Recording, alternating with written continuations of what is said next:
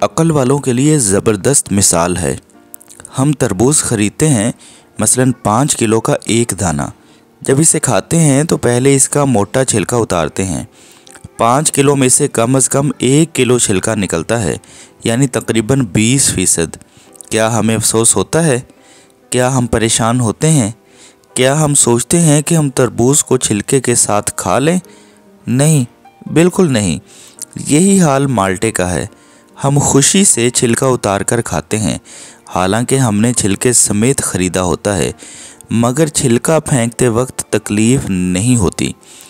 हम मुर्गी ख़रीदते हैं, ज़िंदा और साबुत, मगर जब खाने लगते हैं तो इसके बाल, खाल और पेट की अलाइश निकाल कर फेंक देते हैं और साफ़ सुथरा गोश्त खाते हैं।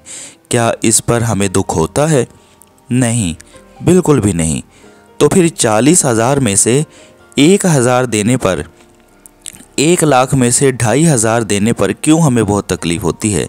हालांकि ये सिर्फ 2.5% बनता है और 20% देते हुए हमें तकलीफ़ नहीं, यहाँ पर 2.5% देते हुए तकलीफ़ होती है, यानी 100 रुपये में से सिर्फ 2.5 रुपये। ये तरबूज, केले, आम और माल्टे के छिलके और गुठली से कितना कम है।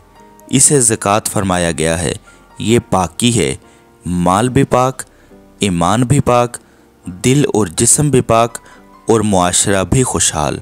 खुदा के लिए इस तरफ ज़रूर सोचें, क्योंकि ये हमारा इखलाकी फ़र्ज़ तो है ही है, इसके साथ हमारा मुआशी फ़र्ज़ भी है और इस्लामी फ़र्ज़ भी है। अगर हम ज़कात अदा कर देते हैं तो हमारा माल बिल्कुल पाक हो जाता है।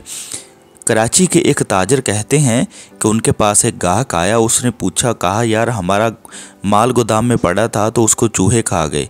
वो ताजर बड़ी हैरानी से उसको पूछने लगा, क्यों, तुम लोग ज़कात नहीं देते? बस इसी से उसने सबक सीखा।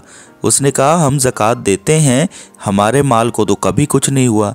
चूहे हैं गोदाम में, फिरते हैं, खाते हैं, पीते हैं, लेकिन हमारे गोदाम को उन्होंने कभी, हमारे जो माल है उसको कभी उन्होंने नुकसान नहीं पहुंचाया। तो जो बंदा ज़कात अदा करता है उसके माल की हिफाजत चूहे भी करते हैं।